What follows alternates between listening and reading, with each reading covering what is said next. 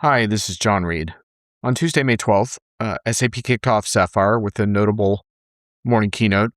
To commemorate the occasion, we had an SAP Watch Party, second annual, where we evaluated the keynote in real time, hopefully with the proper balance of snark and occasional trenchant insight. You can be the judge. The full Watch Party replay is available on my LinkedIn Live. I'll put a link in the podcast notes. You can also check out the full replay without any commentary on SAP's YouTube channel with full video, etc. I had Josh Greenbaum and Bonnie Tinder on deck, as well as a vigorous audience of participants that kept us honest and on track and had a few pot shots and observations of their own. What I decided to do was to capture the pre and post game in audio podcast format here for you. So what you're going to hear in the following podcast highlights is about 8 minutes of pregame essentially before the keynote. And that's including a little bit of vibe of welcoming people in, giving an overview, losing Josh because of some temporary technical issues. But I think you'll get a sense of what we were looking for from the keynote. And I think it's pretty revealing to kind of hear that pregame expectations, what SAP needed to get right. And then we'll cut off at the keynote because we don't have the replay rights for that. And then at the very end of the podcast, well, in part 2, you're going to hear Christian Klein asking Jewel to summarize the keynote, which came at the very end of the keynote. And a couple of snarky comments on Jewel by me, corrected perhaps by the others. And then on into the post-game analysis of the keynote, which goes on for about 20 minutes. A couple of caveats here on that, which is that keep in mind there was also a keynote on Wednesday where it didn't do a watch party for that one. That is going to be tomorrow as I'm recording now. So you're going to want to get the full complement of keynotes to kind of understand the full spectrum of what SAP is trying to do. And also, I generally don't view keynotes as the core of how a vendor has a successful conference. I think they're a little bit overrated, to be honest. But it is fun to commemorate the moment and, live out that moment in time. And, it's been a long tradition in the SAP community to have that kind of back channel. And so we're trying to bring that to the forefront so that everyone can participate in it. Obviously, it was a really, really important keynote for SAP on some level as well, in terms of SAP's own evolution or reinvention or what have you. So anyway, this will give you a sense of what we thought of it, and we'll have more podcasts and wraps to come. Hope you enjoy. And Alexander is already here. All right. Man. Okay. Well, wow, there's a loyal fan. Alexander, we will try not to disappoint. Welcome everyone to the SAP Watch Party second annual. John Reed, Bonnie Tinder, Josh Greenbaum. We'll see the pundits here in just a minute in all their glory. As you can see, there is a countdown going on. There's no sound because we don't really need to hear this commercial right now. But we will do a couple of sound checks and the sound will come on. I just have it muted right now. And hopefully it will be loud enough for you. We will work on that. And you will watch the keynote at this point through the view that we have. So you may have to fuss with your volume. It may not be perfect. But remember, you can also catch the stream on replay in a variety of SAP locations if you want to watch the full keynote and not miss anything. And with that, I don't like that view. I like that view. Hi, everyone. Hello.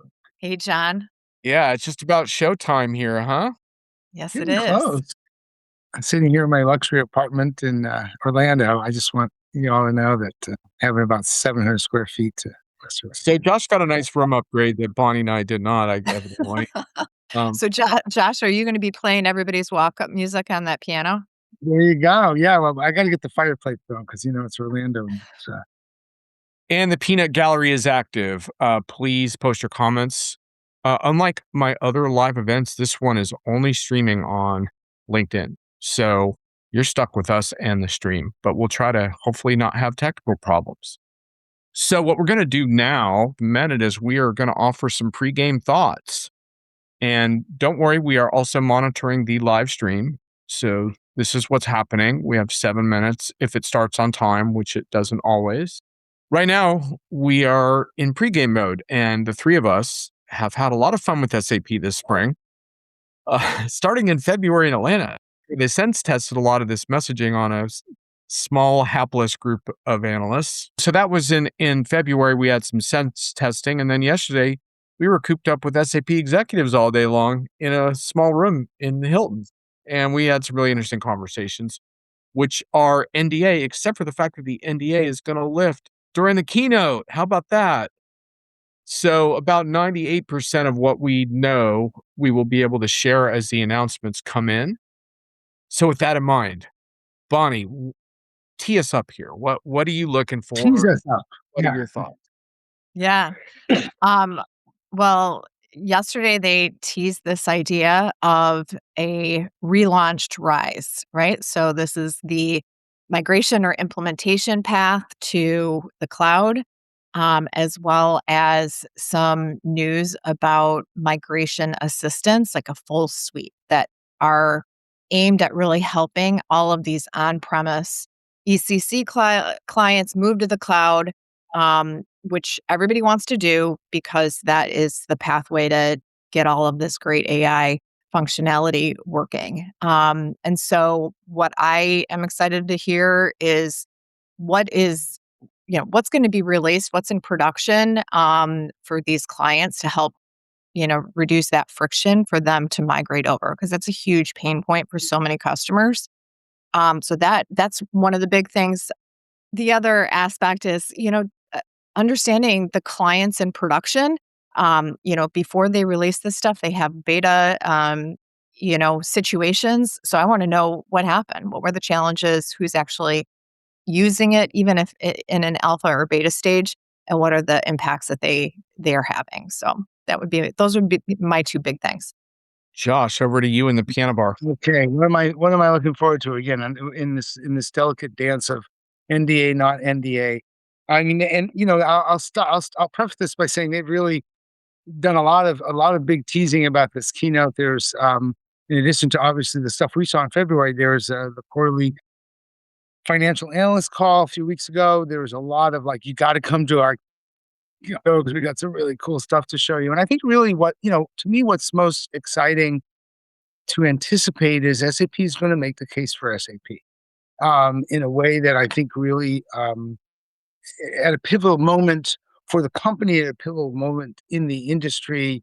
Why is SAP the best place to be for the most functional AI that you can get for the enterprise? I think that's the case. I'm really excited to hear about. Obviously, we've been teased quite a bit with that. I'm just going to say up front, I think it's pretty credible. They've got a lot of reasons to make that case. I think it puts a lot of perspective on a lot of the work they're doing. It'll be interesting to see what they do say and what they don't. But I'm pretty excited about that. This sort of repositioning of SAP as the place to be for enterprise AI.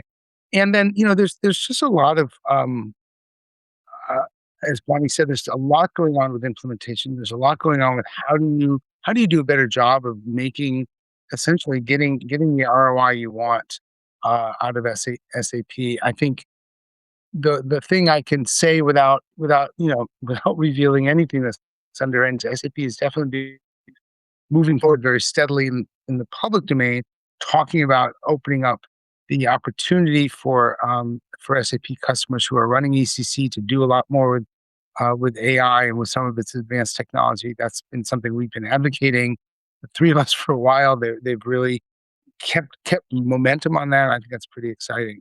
And Thomas, sorry, you could stick around, dude, and then you get the scoop and the analysis before. Give me a minute and I'll do all that. Okay. Thanks. Appreciate it.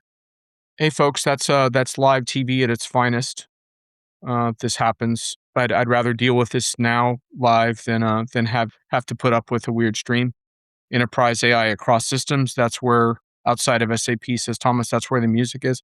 I'm not totally sure I agree with that, Thomas. I'll explain why, but just want to check on our countdown. Oh yeah, we are almost there. Jason, what's the latest unofficial numbers of BCC customers remaining as far as my own perception of keynotes, I think we have to be careful about reading too much into keynotes, but most vendors have not succeeded in their keynotes this spring. And the reason is that there's three things vendors need to do. They need to present a convincing, responsible AI strategy, which most vendors have done. They need to present a bold vision of the future that energizes customers, which most vendors, in my opinion, have not done. And third, they need to show they understand the customer's pain points and realities and not get too far ahead of them, which in my opinion, most vendors have not done. So will SAP get one of three, two of three, or three of three? Let's find out at the end. I will say that I'm pretty confident they're going to get the AI and the responsible AI part right, Bonnie, but that leaves the other two.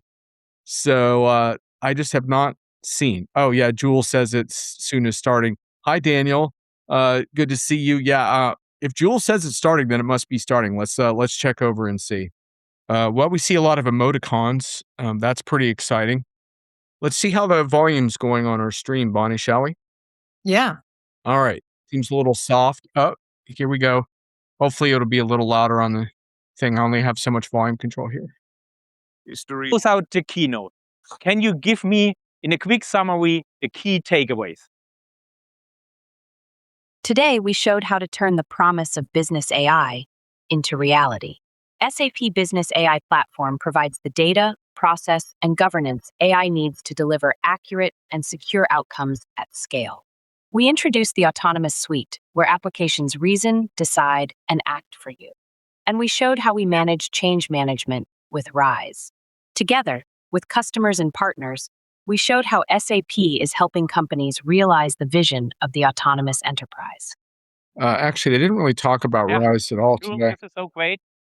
Well, we had a couple. We So, just had next year. those few comments about some of the But in changes. all seriousness, It We was got this they wasn't- mentioned the evolution 20 you assistants out of the box expect from SAP. for migration for We have free. been reinventing Yeah. businesses for over 50 Well, they talked years. about migration, but they didn't really talk Now, about by infusing SAP's ERP like, brain the sort of the into the next new wave of business AI RISE or whatever.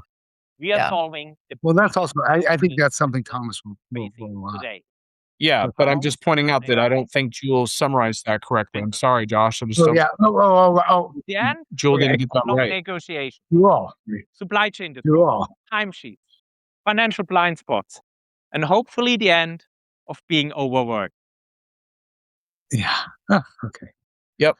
All right. That- Well, we have a little bit of time, and then we are going to wrap. So we are going to do a little bit of a post game here on what we saw so far, and also keep in mind that there is another keynote tomorrow, and we're kind of intentionally like avoiding commenting on a lot of stuff that hasn't been covered yet. So this is just sort of a review of what we heard so far. Bonnie, what are your thoughts? I really liked JP Morgan and H&M on stage. I think that was a really smart move because it makes the autonomous enterprise that they defined feel tangible instead of theoretical. And I think, the fact that SAP talked about options for ECC customers to be able to take advantage of some of the AI tools while they're modernizing, not 2 years from now when their transformation is complete, but now.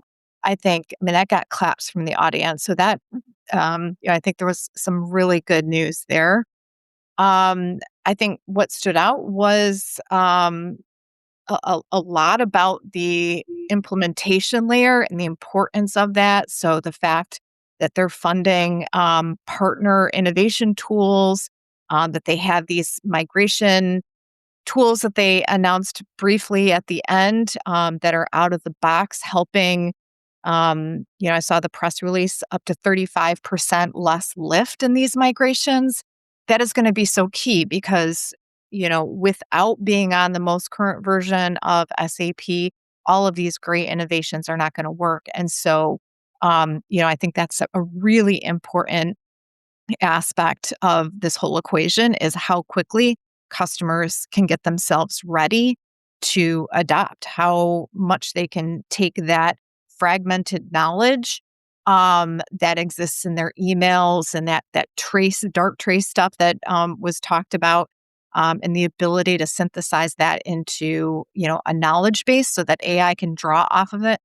All of those, the non-glamorous work to get AI to actually do what it needs to, is really important. And I think that they came in with some solutions for that's going to help customers, get up to speed so that they're ready for all of these neat AI agents.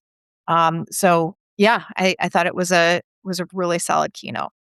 Yeah, yeah, I'll concur. Obviously, I think I agree with what Bonnie said. I think we heard about these moats. I think these moats are super important. I think the fact that SAP sort of comes to this party now with establishing its credentials and its credibility as an exceptional partner because of its ability to bring the context, bring the data, bring the applications knowledge, bring the process knowledge that you can't get from a general purpose large language model. I think they did a pretty good job making that stick. I think it's going to be something they have to say time and time again. I know on Wednesday, tomorrow, they have a financial analyst uh, event going on here as well. I think that's going to be really critical to convince those folks of this as well. But I think they did a good job. I liked what I saw from that concept of the moat. And I think the other thing that really stood out is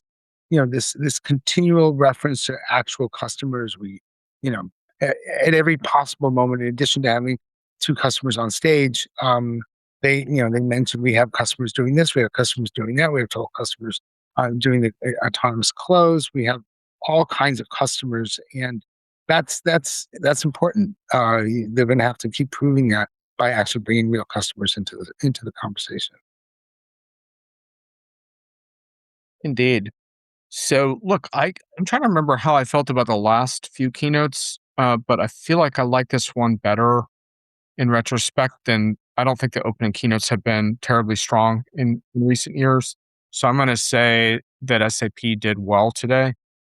Uh, and obviously, I had some nits that I mentioned during the keynote itself, but I do want to call out on the positive tip. In addition to what you all mentioned, the constant hammering of non-SAP data and Right.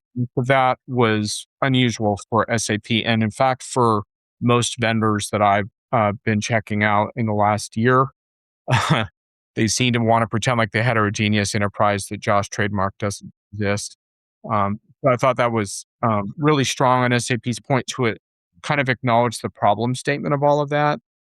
I would have wanted to see a bit more on sort of closing the gaps with where customers are at. Now, the announcement around engaging with on-premise customers is significant for SAP, so I don't want to downplay that too much because that was really important.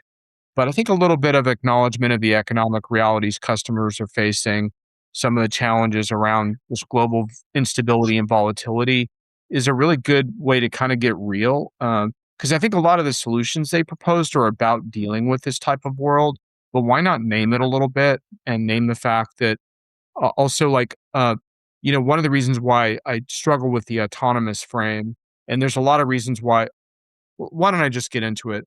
That autonomy has a lot of problems as a frame. And one of the problems is that it diminishes all the careful thought that SAP has put into the ways in which they allow customers to really refine their workflows based on how much human supervision, human in the loop, human in the lead, whatever that you actually want. So I think that's one of the things. But the other thing is that autonomy is really scary for people right now in the context of all the just brazen layoffs and just ruthless sort of headcount reduction exercises that have gone on in the last year, most of which really are not as AI related as most of these companies have claimed. In fact, I think very few really are, which is not to say that AI hasn't had any job impact. I think SAP could have done more with that. They could have done more with sort of acknowledging the realities of that this is scary for people as a transition. It's not just joy and energy and efficiency. It's also, am I going to be a victim of that inside of my company? So I think a little more of kind of a empathy frame around all of that would have been good because I know SAP cares about that stuff. So anyway, those are some of the things I would have liked to see sort of framed a little bit differently. But I also want to call out on the positive tip, the organizational memory stuff contrasted with the tabular data stuff with RPT 1.5 announced, and also the context stuff around why our context is different than what you could get elsewhere. Like putting if SAP can put all that together, I've not heard a vendor put all those points together yet, and I've been pushing for this like for a long time now, and I'm really getting it from SAP there. And if they can realize that, that makes the agents so much more relevant to a company than what they would be otherwise. So that was really impressive. So as usual for me, you're going to get the highs and the lows. So that's what it is. Hmm. And I, yeah, I do, throw I do hammer indeed. Brian mode. Yeah. Thank you, Brent. I will add one of the lows, that we already discussed. Again, John and I dream of seeing smaller, more nimble boutique partners on stage. We love to. We work with them. We know them. We cherish them. These partners are doing amazing stuff. They just don't seem to get the love, and it would be nice at some point for SAP to acknowledge them in the way that they do. KPMG. Uh, okay, Palantir, oh my goodness, Accenture. I mean, this is And the NVIDIA. yeah, Nvidia. The small shops, right? Right. It's nice to see that. And to your point about about the resilience, about the times we live in. Um, you know, Christian, at the very end, literally, last few words out of his mouth. This helps us with resiliency in times of uncertainty. I mean, that was acknowledgement. 5 words, not much more, and it's a missed opportunity. I agree. I think customers really are hungry for help and some vision as to how to think their way and act their way out of the current omni crisis that we live in. And SAP is a good solution, and they could do a little bit better job talking about it. So just real quick on that point, uh, it even came up in the chat because one of our viewers said like a little bit of a understandably cynical comment about, does this kind of reflect that not much is really going on yet, that you have to turn to a large partner? And that's sort of, to me, the shame of it, Josh, which is there's Right. so much.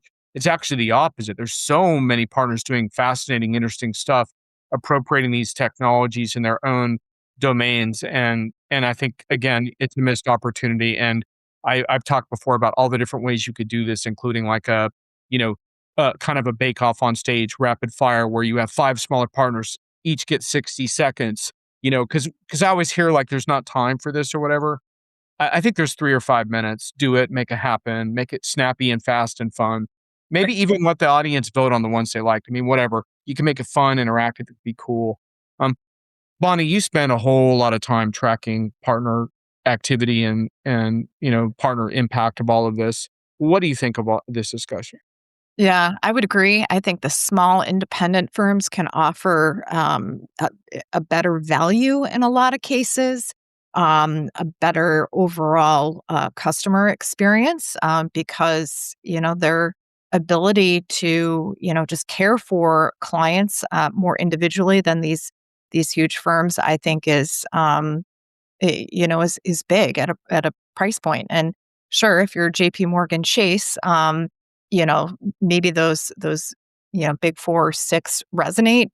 But for the vast majority of customers who want a good value and a partner that is able to offer a really localized, specialized level of care. I mean, these independent firms are the good ones, right? Not any independent, but the good independent firms can offer a great value. So, wish to see a little bit more of that.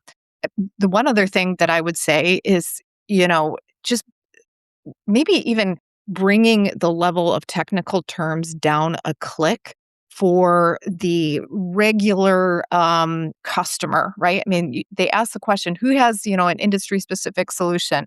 And they use an ADP or an SAP term for that.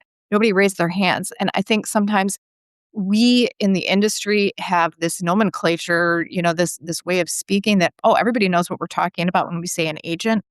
Maybe defining even, get a little bit more consumer friendly with some of this terminology, even setting these definitions up at the front would be helpful, because sometimes we talk about agents, and we had a customer from or somebody from the audience who said, "Is that a person?"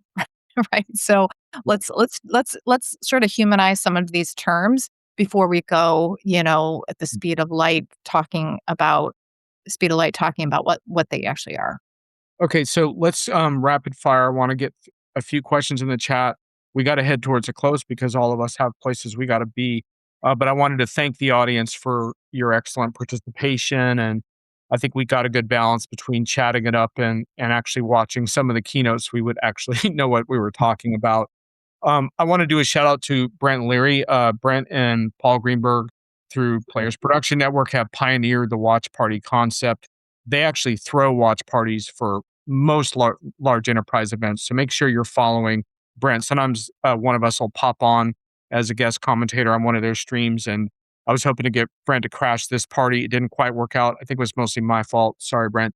But anyhow, definitely track them. Jensen was not there. And yes, he may be the best spokesperson around why the SaaS apocalypse top is overblown. And it wasn't so much that I didn't necessarily want to see Jensen on stage, Brent. Is more like that it kind of piled up with a lot of large partners is all. And let's see, Brian was admiring our hotel room backdrops. We got Brian, the upgrade, Brian.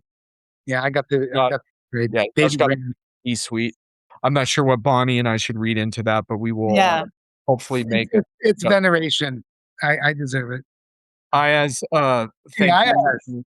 Ayaz, your DNA is somewhere in some of this stuff. You know that. It's always good to see you. Miss seeing you around. See a neighbor. Dude, Yeah, and let's hit real quick a couple very quick questions. There was a question around this Jules session live or pre-recorded. Part of it was pre-recorded, right? Was the Figma Yeah. part? All of those demos were rapid cooking demos as opposed to live product. Yeah. Well, I think actually the one that there was one that was actually real demo. That woman came on stage to Sophia came on stage. I think she actually did an actual demo, but One of the yeah, I think it was mostly cooked. You're right. One of the weaknesses of the watch party format is our inability to verify certain factual questions that people ask during this. We will try to get back to you on a few of those. I know who you are. Sorry about that. It's an obvious defect of this format because there's too much going on to cross check on our own notes. And Brent, on the CX stuff, well, with SAP, as you know, we never know when they're going to talk about CX and when they're not. I'd like to see them really do that. It is one of their 5 areas of the new autonomous frame, so it is like right up there with finance and spend and all of that. There were a couple of CX related examples and customer examples in the keynote today. Yeah, So yep, and a couple of the demo things as well. So who's leadershiping the most right now? That's a verb.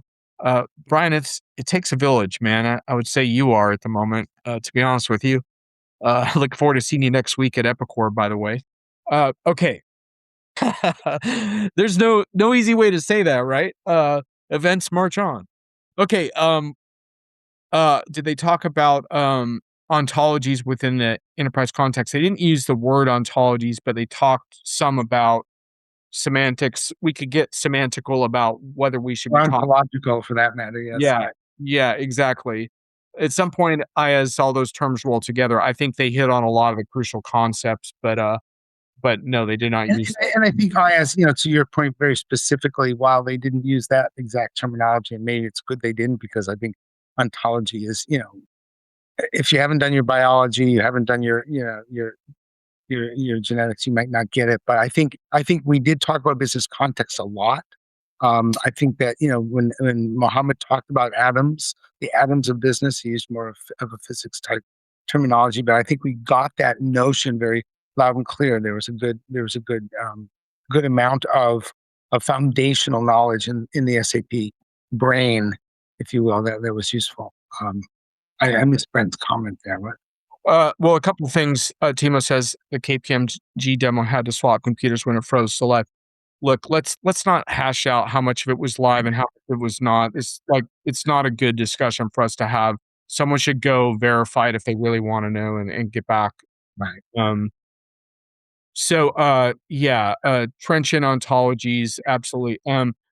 Brent, just real quick on the whole thing around how at ServiceNow, which you did the watch party for, which folks can check out on replay, AI job impact, 50 million skill shortage, not very warm and fuzzy.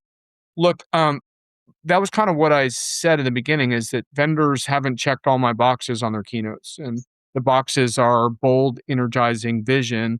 And I count addressing that kind of stuff in that. Most vendors haven't really done that this spring. They haven't really gotten real on the pain points. But SAP got to some of that. But I thought their strongest thing was what I expected, which was presenting a responsible AI framework, and showing how different that is than an off-the-shelf frontier model. And the reason that matters is that, unfortunately, some of the most ignorant people about AI in the entire company are the executive class decision makers that are deciding all of our futures right now. And so you have to start getting across to people how to communicate with those folks that what they played around with in Claude in their bedroom over the weekend or in their home office is not what enterprise grade. And I thought SAP did a really good job. Autonomous ruled over context today and in the press release. I think that's true, Jason, though they did spend a fair amount of time on their so-called sort of contextual approach to AI, but they did never do the context buzzword, but autonomous was all over the place. Well, and that's partly because they branded autonomous enterprise as a product essentially. Yeah, and to be fair, I kind of knew that was coming. Yeah, we knew we were. Yeah, that was not. Yeah, I don't get a lot of credit for that. I was just listening yesterday during the analyst sessions, basically. Okay, so we need to wrap in just a sec. Feel free to get your final comments in. And again, I wish we could kind of shoot it around for longer, but Josh and I, we have a real customer session we're doing on building business cases and how to use large language models as part of that process. Actually, it's kind of a long story. That's a very oversimplified version. And Bonnie, I'm sure you have somewhere equally interesting to go. So let's do a little round robin here on what else SAP needs to do this week, including the keynote tomorrow, in order to have a successful Sapphire. Bonnie, what else do you think SAP needs to accomplish this week?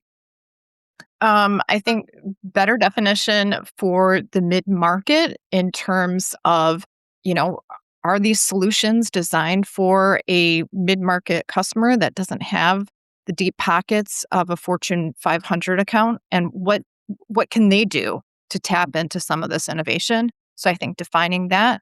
And then, I'd love to see more examples, particularly in HCM, which I care a lot about, of customers that have actually used this stuff, adopted it, and the actual business impacts they have. So more customer stories of people in production today. Right. I think to round it out, and I think we'll get some of this rounded out tomorrow from Thomas Sauersig.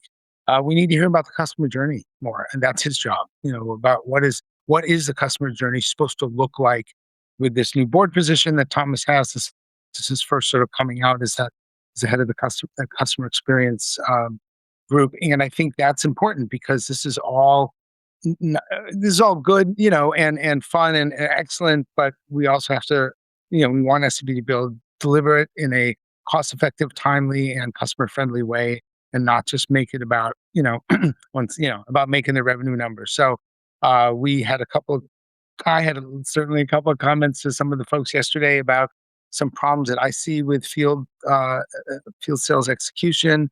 I'd love to see those things addressed a little bit. They're big problems, and we need, SAP needs to actually make the customer experience at the sales, at the commercial engagement level as equal or better than the customer experience at the user level. You kind of stole mine, Josh, on the customer. Oh, sure. No, it's good though. That's key. Let me just add a little bit to that. I would like to see a little bit more on customers kind of rocking with their current SAP footprints, especially in the public cloud. So I think a lot of those stories are really compelling. So there's no need to kind of say, oh, when we get agents, it's going to be awesome. And I thought SAP actually did a good job today of showing customers already rocking. So I think the more of that, the better, because it energizes customers to go on this path. And the data part, I think, is big. When you think about AI readiness, you think about data, and SAP's just made a whole bunch of data acquisitions we didn't even get to, and they didn't really even discuss that much in the keynote today, although Future SAP company, right? they touched on it some. So how do all those data assets fit together? And and how as a customer should I think about that data transformation journey on top of my people and process transformation journey? If we can put all those pieces together this week and people can kind of go back to their project with a better sense of what to do next, to me, that's what it's all about. And to be honest, while the keynote reviews and punditry are fine, I think a lot of the real action is in the sessions and in the hallway conversations and in all the things that you're here for. There's a different challenge taking that out to the people that aren't here. So, but let's start with what's on the ground, and maybe we'll even do a wrap or two before it's all said and done. Okay, I great. think we got it. Thanks Thanks a lot, very much. everyone. That was fun. Catch you next time. We won't be around tomorrow for the keynote, but make sure you tune in and get the rest of the story. Catch you later. All right, everyone. Have a good week. Bye. Thanks.